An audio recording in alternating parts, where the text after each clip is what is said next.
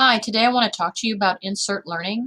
It's a Chrome extension that basically makes any web page that you want interactive, an interactive learning environment. The way you get InsertLearning is you're going to go out to the Chrome Web Store and you're going to add the extension just like any other extension, and then you'll have this little purple IL InsertLearning button up here, and once you click it, you're going to get the toolbar. And like I said, this is on any web page, and you can publish Google Docs to the web page as well, so that you can use any activity you already have and make it a little bit more interactive, beef it up a little bit with these tools. So this is something I'm working on. It is an article study for PLCs about retrieval practice from the Cult of Pedagogy. And what I have done is I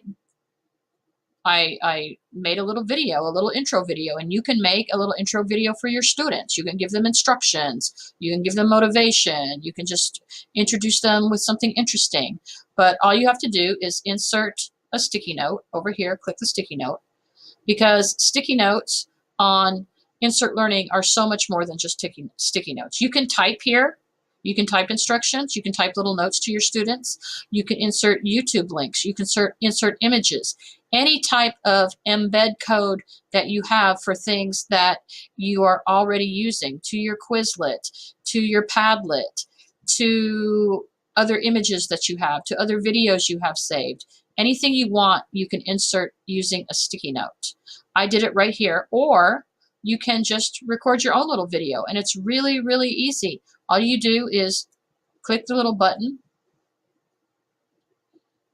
make sure your hair's not fuzzy like mine, and click record. And then when you're done, click stop. And I'm just going to say no, I don't want to use that. If you wanted to use it, you would have used video, and there you have it. There's the intro video for your students. I'm going to close that off. Now, the next thing I did was I inserted another sticky note down here, but I just typed in, because there is a podcast here. But I want my learners to know that they can listen to the podcast if they want to, but really the meat and potatoes of what I want them to look at is down here in the article. But they can listen to the podcast if they choose as well. So then I moved down, and here I just used the highlight tool. You just click it and highlight. And that's all I did here, just like this. So I'll do this, and I'll click the highlight tool, and you can change the colors just like that. But I'm going to,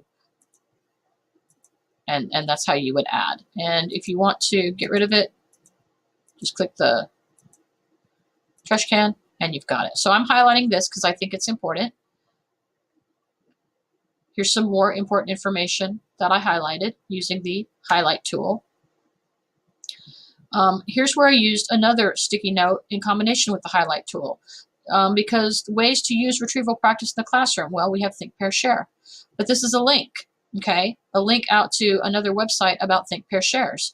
So I said click the Think, Pair, Share link above and use the sticky note tool to record a short video about something important or something new you learned. So my learners, remember, on their side, they have the highlight tool and they have the sticky note tool, okay? So they can embed, record, do whatever they want with the sticky note tool, whatever you ask them to do, so they can record their own short video about something they thought was important.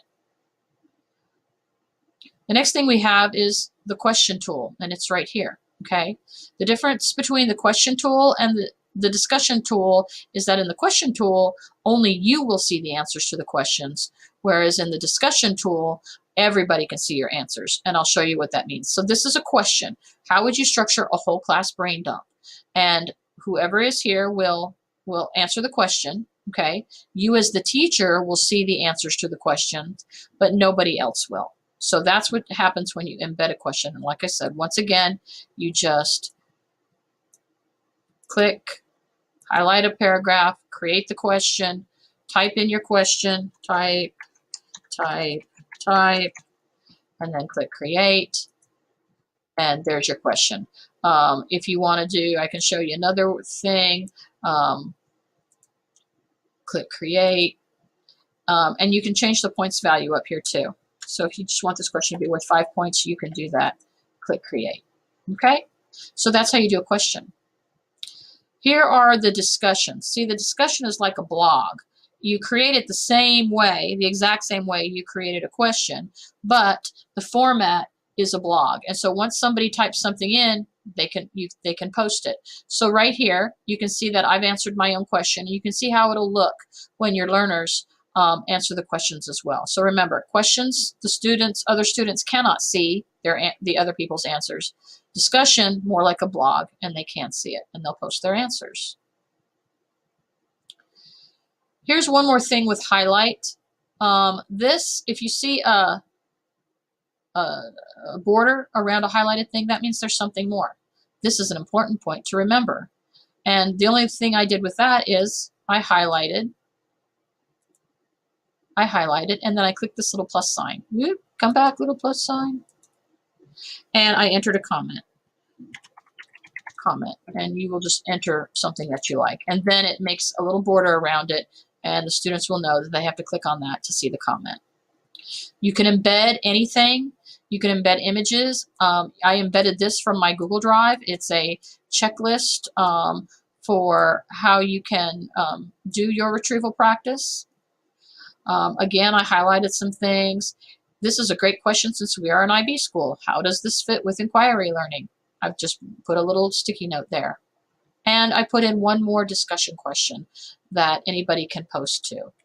And that's basically it. It's basically just click and play. I've been doing things like this with my Google Docs and Google Drive for my students, and it can be a little cumbersome once in a while, but this just makes it a click and play type of thing. So a few of the other things about InsertLearning, we're back to our dashboard here. For the free version of InsertLearning, you can only save 5 lessons at a time. Now, that means you can delete one if you want to. Like I could delete this IB Learner, whoops, didn't mean to go to it. I could delete this IB Learner profile one because I don't need it anymore. Yes. And so now I have 4 left instead of just 3. But if you want to save them, what I would do is I would kind of screenshot them, and that way if you have to build them again, then you can. Otherwise, a teacher license is $40 a year. I know that's a little steep, so I probably would use the free version.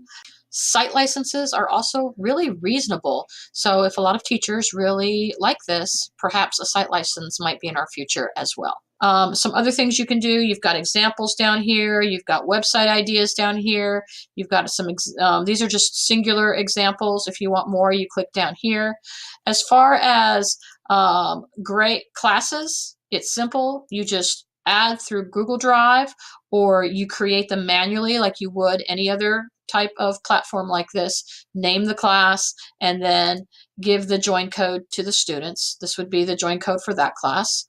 When it comes to grading, you can see the answers to the questions, or you can filter by lesson, and you would pick this, and then you would see, and you would filter by student if you had a student, and you could see how they answered the question. So that's InsertLearning. Remember, the students can be interactive with any web page that you want to give them.